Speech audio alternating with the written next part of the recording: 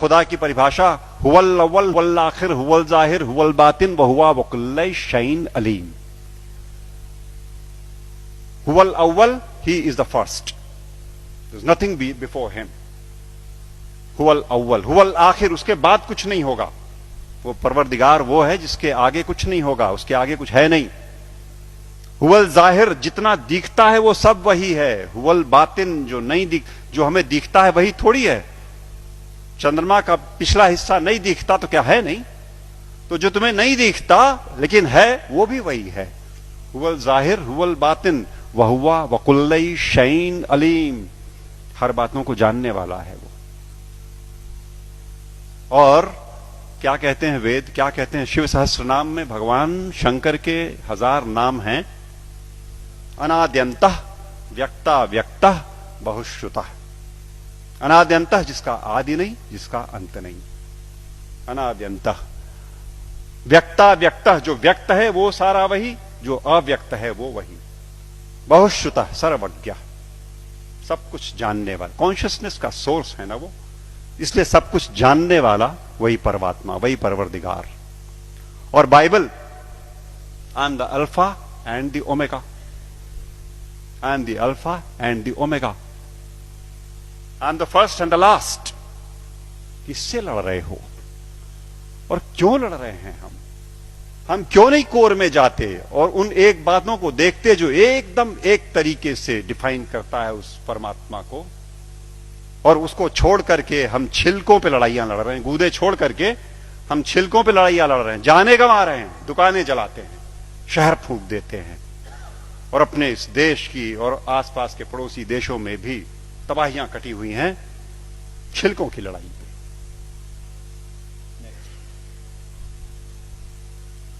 सूफी फकीर कहता है अन अल हक, ट्रांसलेटेड इट मीन्स अहम ब्रह्मास्मि, आई एम द सेम। अन अल हक, ये सूफी फकीर बोलते हैं। लेकिन हम हैं कि लड़ने से बाज नहीं आने वाले। हम हैं वो इसे नहीं सुनेंगे, न मानने को तैयार होंगे। वो वही बात होली बाइबल जब कहती है कि I am the way the truth and the life, no one cometh unto the father but by me. But by me means through the soul, जो हमारे अंदर वो ज्योति का पुंज है, उसी के थ्रू रास्ता अंदर जाएगा।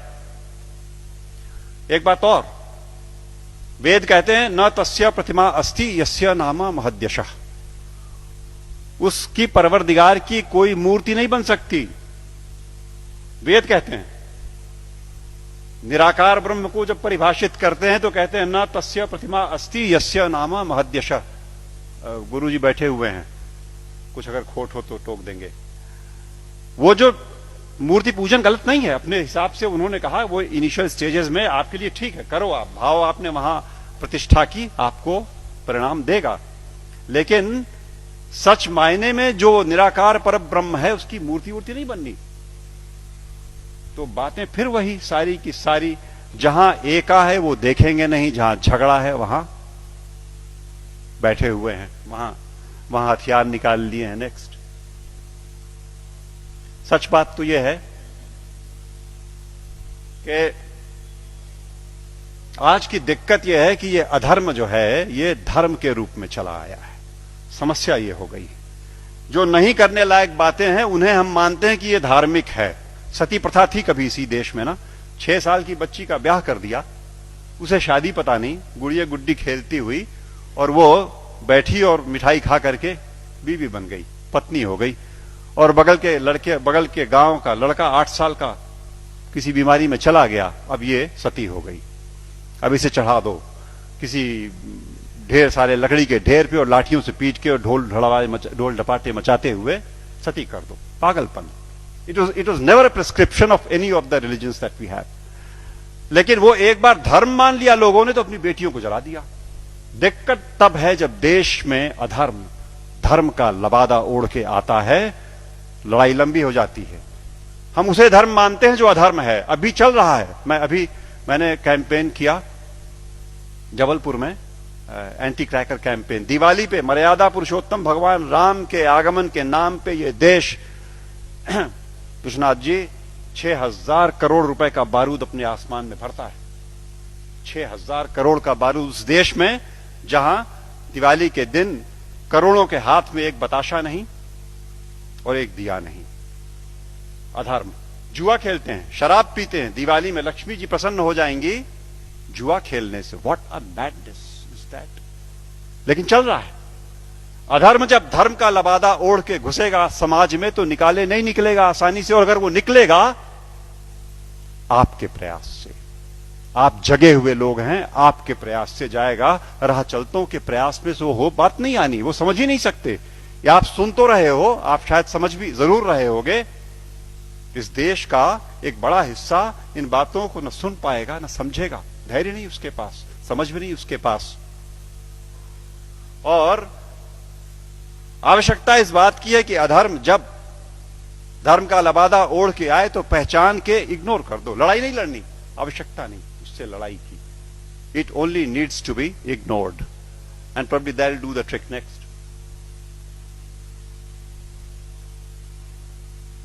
सच बात तो यह है कि हम, जैसा मैं कह रहा था, कि हम छिलकों की लड़ाई में लगे हुए हैं, गूदे की ओर ध्यान नहीं दे रहे। और मेरे घर पे मैं शाम को आसपास के मोहल्ले के गरीब बच्चों को पढ़ाता हूं, थोड़े से। उन्हें रोज एक टॉफी एक बच्चे को देता हूं, उनको इनकरेज करने को कि वो आए। और वो अब जाके थमा है, कुछ दिनों पहले वरना रोज का झगड़ा था। एक टॉफी लाल रैपर में, हरे रैपर में, पर्पल रैपर में। वो मुझे लाल चाहिए सर, मुझे हरी वाली चाहिए। लड़ने पे आमादा आपस में। और जिसे हरी मिल गई वो उछलता है, अंदर बिल्कुल एक चीज, लेकिन वो रैपरों की लड़ाई में परेशान। हमारा सारा देश आज इस धार्मिक रैपर की लड़ाई में गुथा हुआ।